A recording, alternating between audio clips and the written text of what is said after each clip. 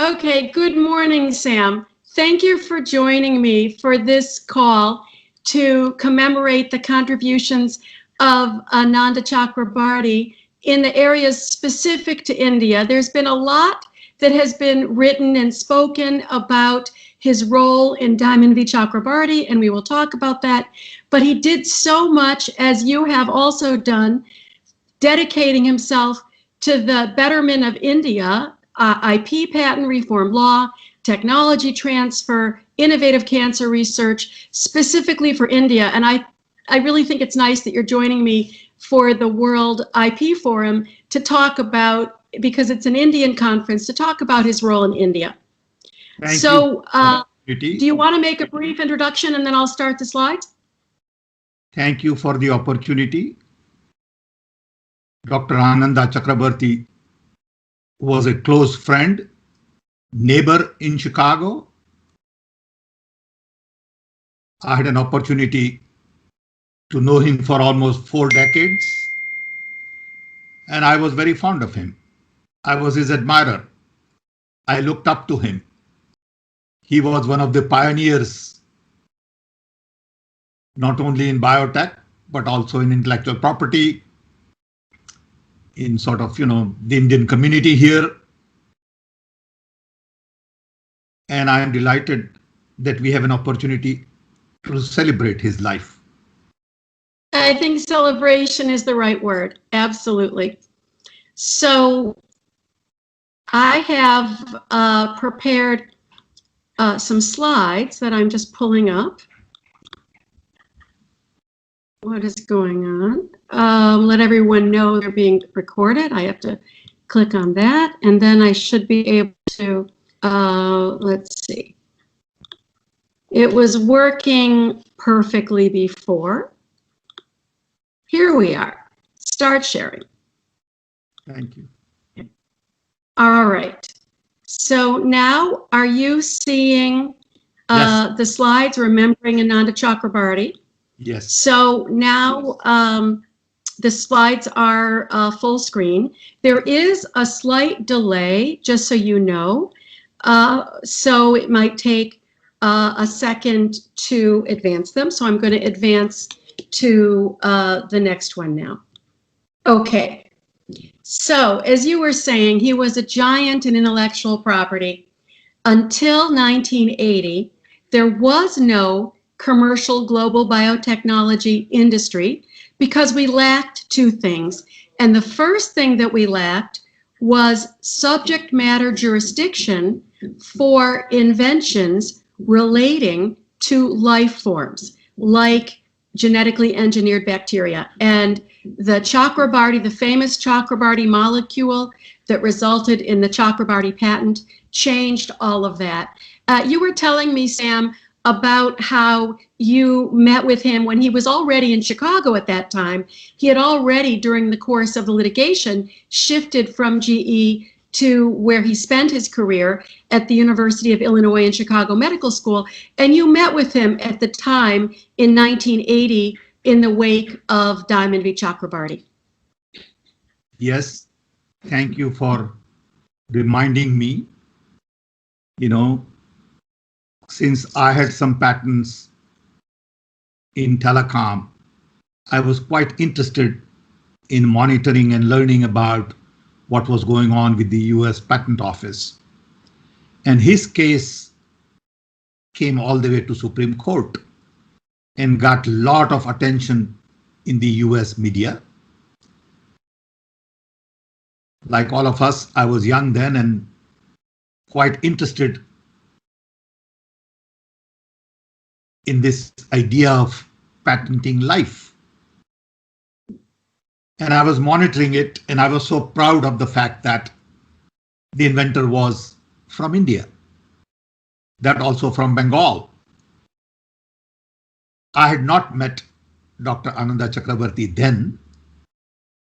I was reading about it, sort of thinking how it will unfold. And when patent was issued,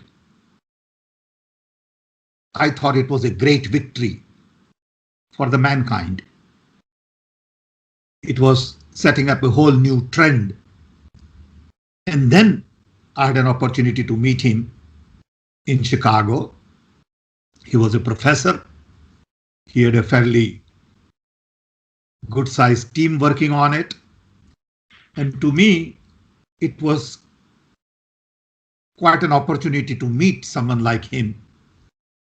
And quickly I learned that he was a great storyteller. He could take a scientific subject and make it very interesting, exciting, empowering. And I liked the way he expressed himself and his research. So we became friends over a period of time. I kept learning from him all the time. In fact, just before he died, about a month before he died, I had gone to his new place. We had lunch together. Himanshu Vyas was visiting from India. So two of us went there, met Krishna. He showed us around his new place, which was very close to the hospital. Went to his apartment, talked about his activities. He was a little bit disoriented, perhaps in terms of direction, but he was fine. He was alert. He talked about science. He talked about India. And I had no idea that he'll be taken away from us so quickly. So when I heard that, I was quite shocked. I think we were all shocked. I had spoken to him just a week or two, maybe even less time than that, but it certainly was within a short time before he contracted a sudden infection and he was hospitalized, and he had a sense of humor to the end. Krishna has mentioned that he didn't have COVID, but he was joking, oh, the COVID got me this time. You know, he was always in a good humor. Yeah. I also wanted to point out that we're now sitting on April 6th, having this call of 2021. The date that the patent was actually issued, Diamond v. Chakrabarty, was the 1980 term of the Supreme Court. But then, of course, it gets remanded. It goes back for action, for administration, for enforcement, so of the decree implementation. So it was March 31st, 1981, and it's just a little more than 40 years since that 5-4 decision. That was a critical element to launch global biotechnology. And after 1980, like you were already going back, and I have to smile when you said you have a few patents. You had a patent on the first ever digital switch. You had a patent on the first ever digital wallet that became Apple Pay or Google Pay. So yeah, you knew a little bit about patents and you knew a little bit about intellectual property. And we used to talk about some of the difficulties in Japan and all of that. You were always very sophisticated about patents. It's one of the reasons why I thought you're the perfect person to talk to about this. So then if we can fast forward a few years, you knew him all the way from 1980, but I met him in 1999. I was at Pharma in 1999, just transitioning from my work in the intellectual property office at the State Department, where they put a placard on your desk and say, now you're responsible for India adopting patents in 2005. And that's how they do it at the State Department. We used to joke they would drop you with a laptop and a parachute.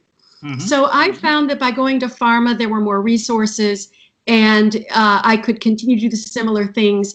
At that time, my role at State and my role at Pharma was law reform, really not that different, rule of law, trying to promote global changes in law that would be consistent from market to market. I realized early on that if I just went into the same thing everybody else was doing in India, I could hit my head against the wall just like everybody else did. I used to say when I went there at first, my first time for Pharma in 2000, I needed a ladder and a shovel, a ladder because I was 10 feet underground, and a shovel to try to fill in the dirt.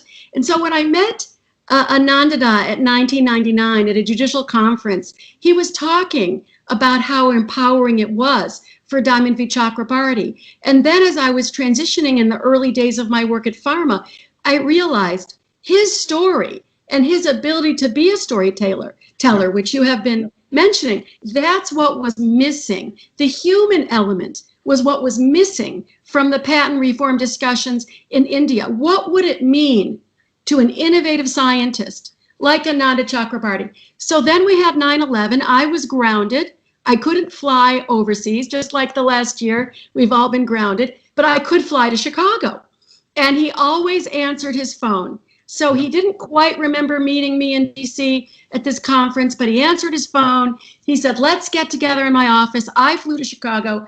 And I said at that time, Dr. Chakrabarty, you're always going to advise DBT. You go to the Science Congress. But when have you tried to talk in general to a non-science audience about why this matters to you? Even he was involved in judicial education. He was at the Court of Appeals for the Federal Circuit Conference, but he had never gone to the public and explained how he is an NRI and how he needs patent protection. So in the background of this slide, you see the audience, and unfortunately, I couldn't find the slide. He's sitting there. I was talking. I was looking for a slide that had him talking at that conference, but he went very directly and beyond the statement, India never encouraged innovation. He actually stood up and he said, I'm here, I'm Indian, and I want my patents in India. He actually said that in November of 2002 on the very stage where Bill Gates had stood the day before. And Sam, you were there with Bill Gates talking about the future of personalized computing. We had Swati Piramil from Piramil talking about the future of personalized medicine. And then we had Ananda Chakrabarty standing up and saying, I'm not going to show my slides because I'm here as an Indian scientist who wants patent protection in India. And the room was electric. It was so exciting. You were there the day before, you know what that's like. And it was one of those things that changed the tone and the tenor of the debate. And he put a human face on patents. And that was the moment when I thought, we have a chance. We can do this. And then it just got better from there. And India was lucky to have some very good Secretary of Biotechnology. That's right. Chandran to Bhan to others, you know, there were some great people. And the Minister of Industry and Commerce, Minister Nath, Kamal Nath, he kind of knew what had to be done. Now, the irony was BJP was up for election again in the end of 2004. And everybody thought because India had such high growth, they would come back, and they had a whole strategy for getting the patent law done. And then what happened? The people spoke. They ignored the rural areas. All politics is local. There was a tremendous dichotomy in growth. And so it then became the Congress Party. And where you were very active in the Congress Party from end of 2004 onward, they did do it by administrative fiat, which they can do as long as they pass the law. So in January of 2005, it was only in place administratively. And it was very, very important for there to be a law. And there was some concern that it wasn't going to be a bipartisan policy. But Ananda Chakrabarty came back in January of 2005 and again spoke about the importance of sealing the deal.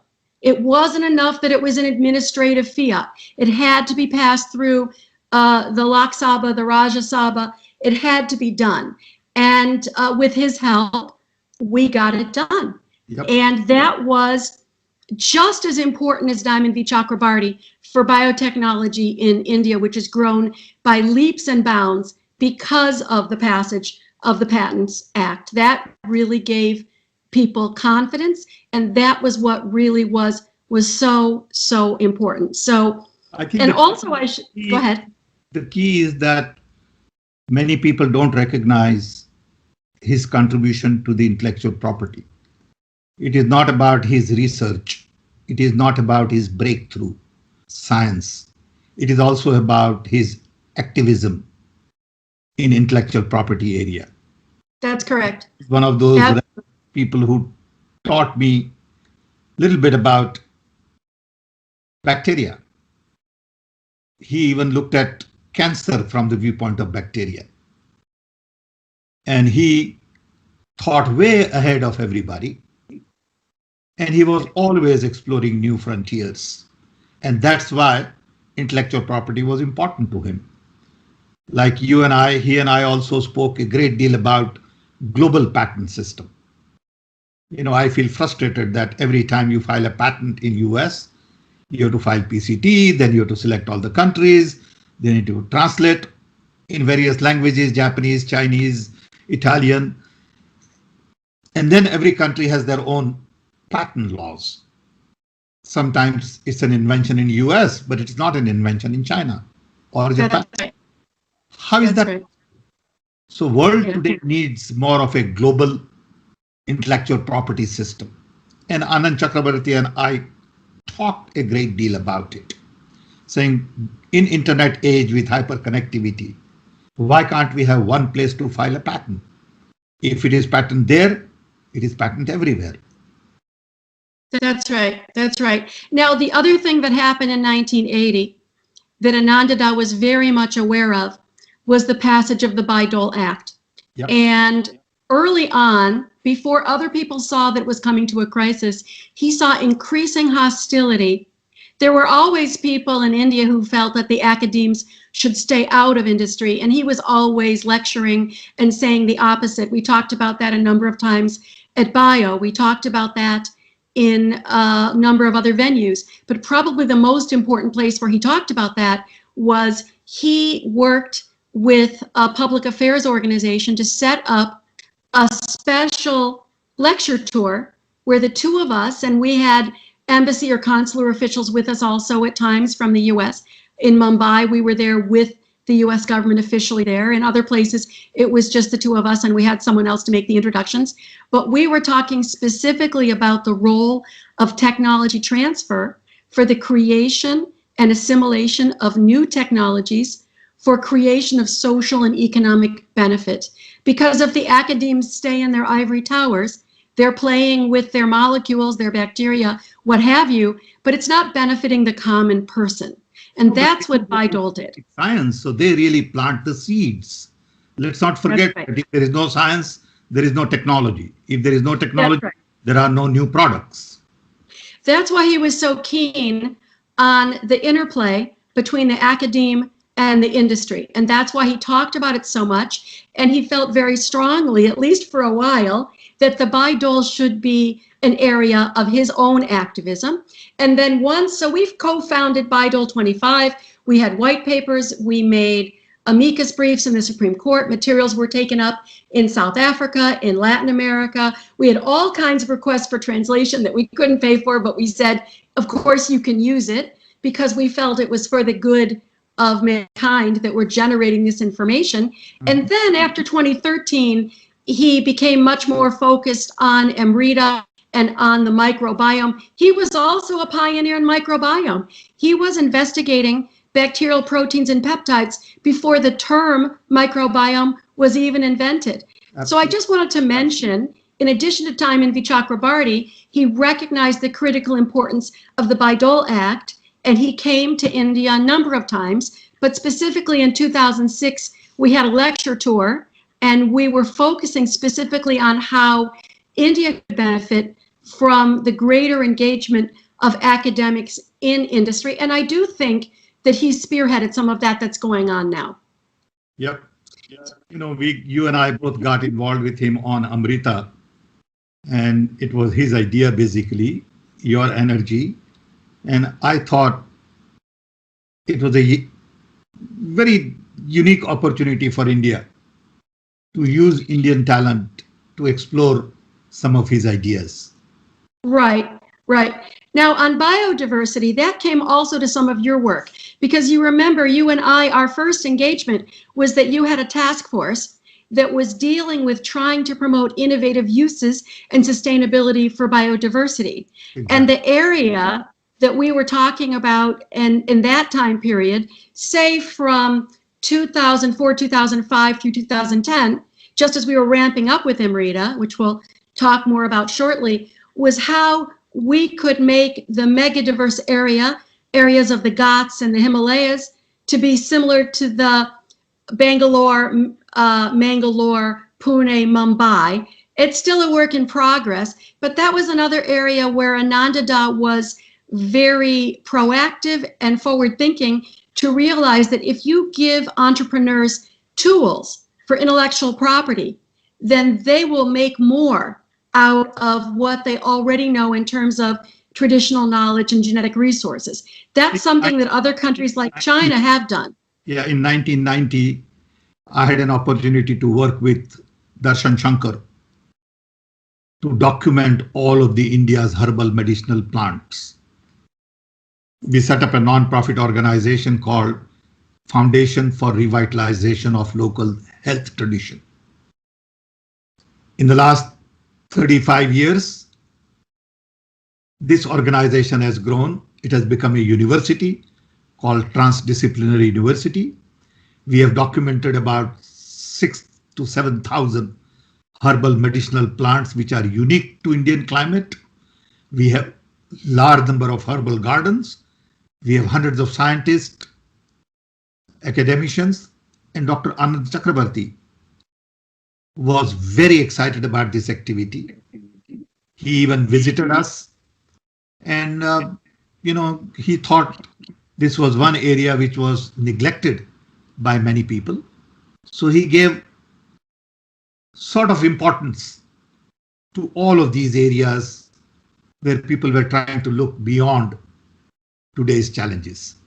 And also you filed patents. When on my visit, I remember seeing an invention relating to a copper tubing. Yes. That could render the rainwater safer. Yes. and ameliorate any bacterial or other contaminants. And that was something patentable. So you also were using intellectual property systems to promote commercialization. And people don't realize the importance of the patent in that situation is that if that copper tubing is made improperly, if it's not made under a voluntary license from the innovator, it will not protect the people who are drinking the water, and they will sicken and they could die. So the patent makes sure that you're using the best practice, and with the voluntary licensing, you're making it accessible. It's simply a way to ensure that everybody is benefiting in the best possible way from the innovation. So it's very important. I was really pleased when I found out that your organization was filing for patents for those things. That was great.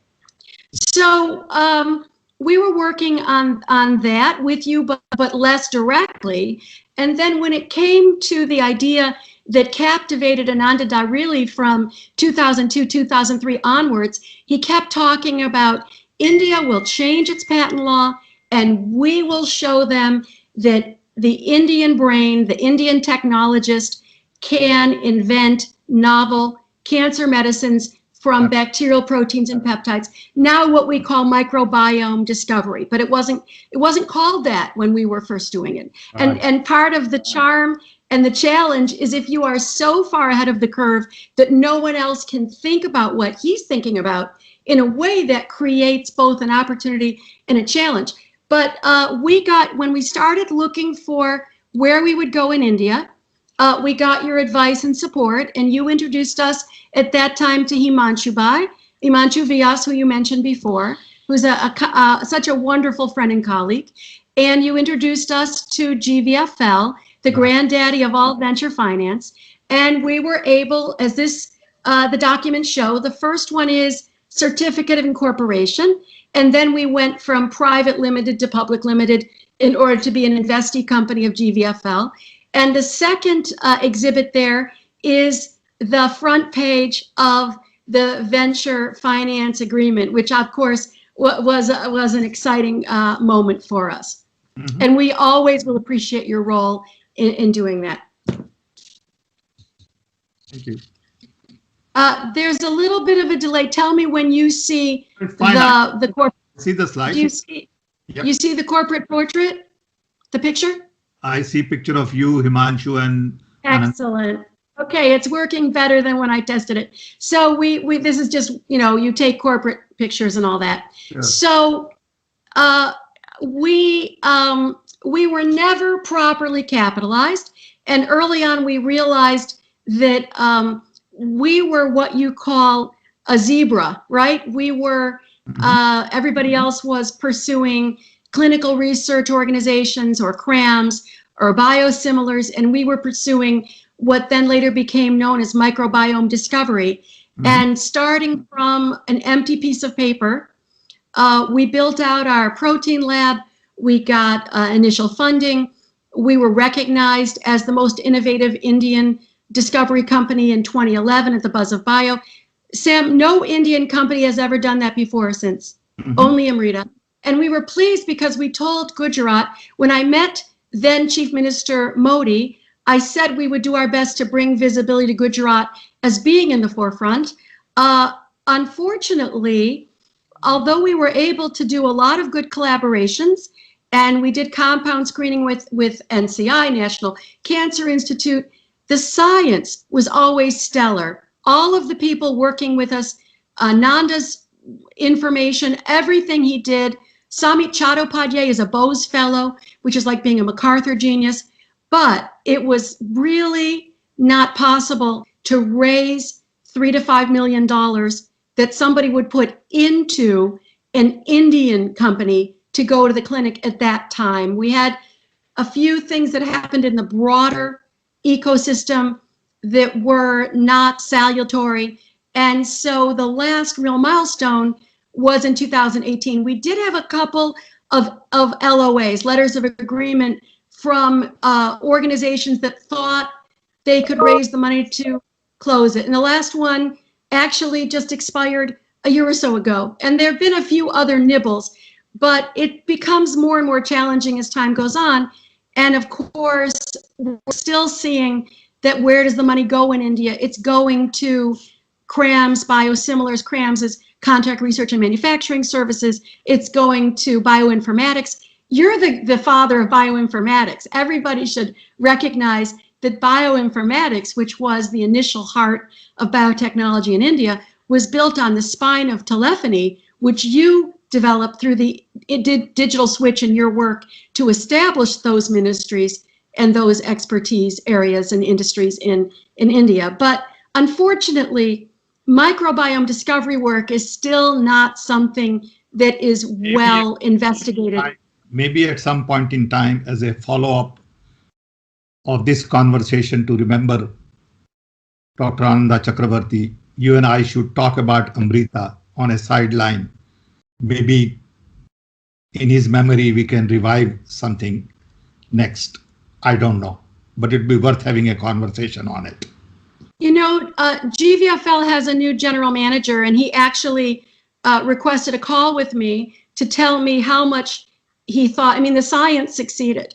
Unfortunately, the science, as they say, if you have a successful operation, but the patient dies. Well, the company is still in existence because all companies in India are still in existence. And what GVFL would like is for someone, and they would give a bargain price, they want someone to acquire the assets and to establish it outside of India. And they recognize that would be the success. So I appreciate your consideration, and we will talk about that. So this is from Vibrant Gujarat, where we had a lovely poster session and shows the board of directors and all of that. It was, a great adventure for me. I had opportunities to do so many things. I want to tell you one more story, which I don't think I've ever told you, and I've never told in a conference. So this is a first time, but it's very important. Initially, I was invited to join the board of CDG, the company in Chicago, because Ananda Chakrabarty and his co-founder were concerned about the management even then. Later on, the problems became evident, but they were concerned early on. So in 2003, 2004, they wanted me to be a board member. And I put it up the chain. But while I was at pharma, they said, no, you can't do that at pharma. You can't be on a specific company. And so I had to pass it by. Well, that's why we had Amrita. But while that was under consideration, Ananda said, you have to meet Dr. Dasgupta. Tapas Dasgupta is my co-founder. I know that you know him, Sam. So I went into his office and he looked at my card from Pharma. I'll never forget this. He saw that my middle name, my legal middle name is Kling, which was my pre-married name. And he looked at my face, and I look like both my parents, but I had the dark hair. Now I have the graying temples, but I had the dark hair of my father at that time. And he looked at me and he said, your father is Dr. Kling?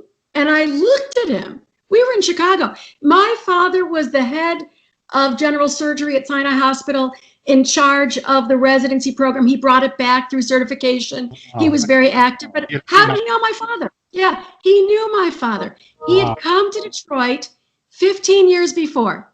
He had gone to the Wayne County Surgical Fellows, FACS in Wayne County. And he said, you ask your father, how many Indian surgical physicians from Chicago did he meet during that time? You ask him. And I told him he needed to join me in cancer research and breast cancer research. He said no, so you have to do this now. Can you imagine how I felt?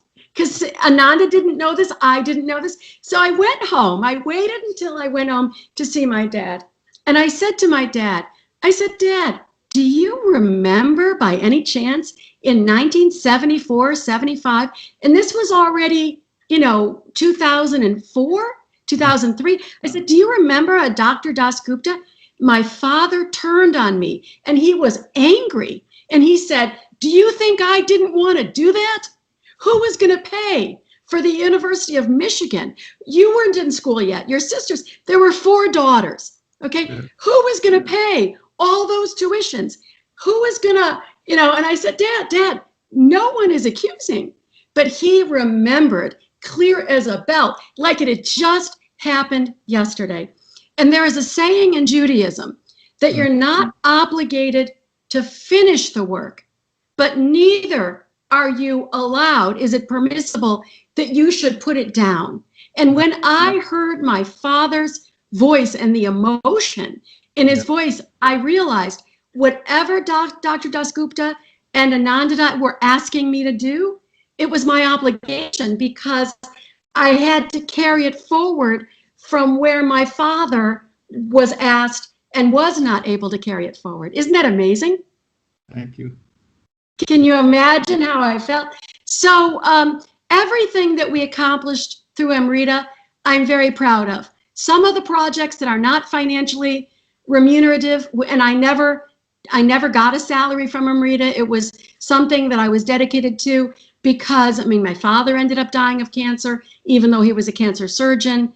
So many of our relatives are stricken with it. So it was a gift, it was a blessing, and God willing, we'll find a way to continue it. But in the meantime, Ananda's contributions were just manifold.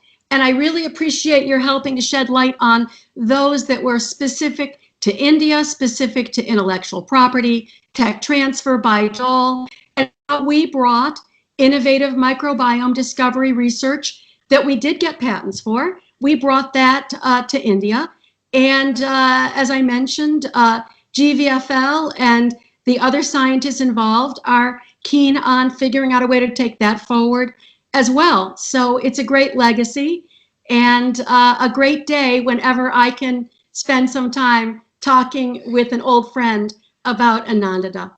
Thank you. Let me just summarize from my perspective. I'm delighted that you took time to talk to me about my old friend, Dr. Ananda Chakrabarty. I sincerely believe that people in India, especially young, especially those in science, must know a lot more about Anand Chakrabarty than they do. They must know that there was a scientist of Indian origin in Chicago at University of Illinois and earlier at GE who really paved the way for millions of people to explore new frontiers in biotechnology.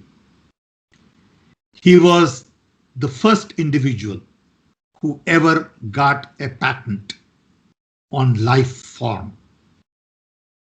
His idea was so unique then that the invention had to go to the Supreme Court in the US.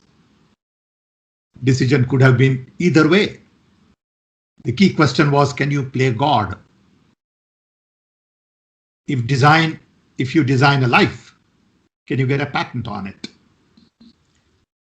And young people in India must know that the first person who ever got a patent on life was Dr. Anand Chakravarti. I don't think many in India know that. It is a matter of great pride for Indian science, Indian scientists, non-resident Indians, and he was a global citizen. Though he was born in India, he was, doing science, but he was all over.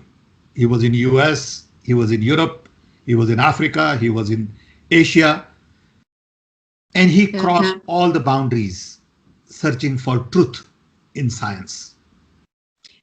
He had over the mindset. years we worked together. We traveled to Trieste, we traveled to Bangkok, we traveled to the UK together. He was comfortable everywhere in the world, everywhere. I want young people to know that it was not about India and Indians. It was about humanity. It was about searching for truth in science. It was looking at new ways of treating disease. It was to benefit humanity and not be parochial and say what is good for India or what is good for this group of people. And I think that is the real message from Ananda Chakravarti's life. To me, he was a global citizen. He had a scientific mindset. He thought logically, rationally, didn't get trapped in traditions. He looked beyond today. He didn't see in the back. He always looked in the front with a visionary outlook. And I think those are the real messages for the young people from Ananda Chakravarti's life. And that's why I think it is important for you and I to talk, because at the end of the day, young people must get this message. They must read about him, learn about him, Google him, understand his life, his contribution, and realize that it takes a lot of work to make a contribution in science. And motivation has to come from within, like Dr. Anand Chakravarti had. And he was a giant who at times was not noticed well. But he never worried about that. He continued with his work because he was dedicated to science. He was more committed to finding truth and solutions to complex problems. And that's why I thought it is important for us to talk. Thank you. Thank you. I can't add a syllable to what you've said. Thank you so much, Sam. As you've said before, this is just the beginning of what we will do to make sure that we memorialize him properly, to set up a portal, to get all of the information in one place. And I have to say, I've enjoyed working with you on this project so much and talking with you that I look forward to working with you on that and whatever other patent things or we can do with MRETA things, whatever. It's always just a joy to engage with you. And I really appreciate your taking the time. Thank you. The initiative. Thank you. Thank you so much. Okay.